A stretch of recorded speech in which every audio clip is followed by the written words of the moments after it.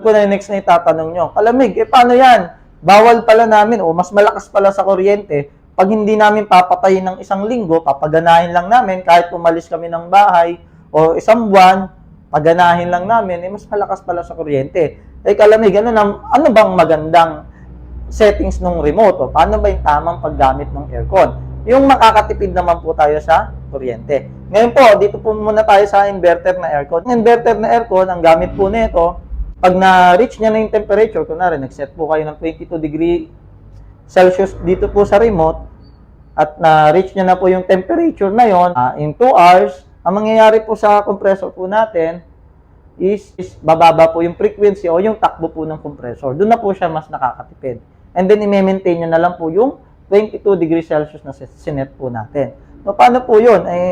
Hours ko siya gagamitin, then aalis po ako ng bahay. After an hour, babalik din po ako. So, pag gaganon isang oras, pwede po mas maganda patayin nyo. Pero, kung aalis lang naman kayo, dyan lang kayo sa labas, bibili lang kayo ng pagkain o ng ulam natin. Kung 30 minutes lang kayo mawawala, okay lang, iiwan po natin yung aircon po natin. Pero kung oras po kayo mawawala sa bahay, 1, 2, 3, 5 oras, is better na patayin po natin. Kasi syempre, kung wala naman pong gumagamit ng appliances o ng aircon, may konsumo pa rin siya sa kuryente. Dahil po, logically po, is may tumatakbo pong kuryente po dito. Kung saan may konsumo pa rin po. Pagka hindi gagamitin, recommendation po natin is patayin po. Kung gagamitin naman, di bubuksan lang po natin. Pero kung saglit lang tayo mawawala, 30 minutes o walang isang oras, kahit wag nyo pong patayin yung aircon. Para at least, andun na yung lamig niya, yung yung room nyo malamig na, hindi na uli siya magpapalamig o meron na-maintain na yung lamig, so kahit wag nyo na pong patayin. Next naman po, ano ba yung ideal na settings po dito po sa remote po natin? Example, sa mga inverter po natin ngayon na aircon. Or kahit po sa non-inverter. Ang ideal na settings para mas makatipid po tayo is kung manually po at take note, tama po yung size po ng aircon natin dun sa area. Ibig sabihin, hindi siya oversized, hindi rin po siya under capacity.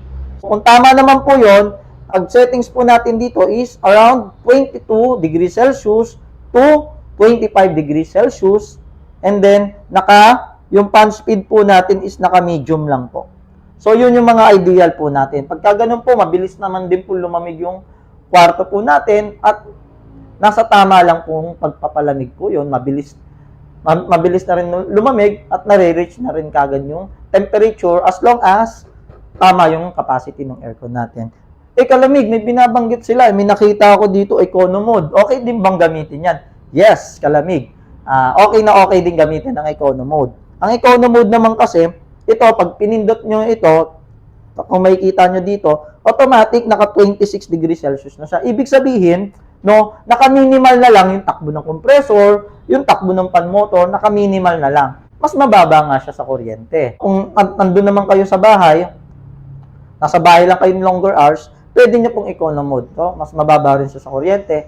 Pero, ang magiging conflict lang nun is yung time na pagpapalamigin niya, yung area po natin. Medyo mas matagal lang siya lumamig, mas matipid siya, pero mas matagal lang lumamig yung buong room natin.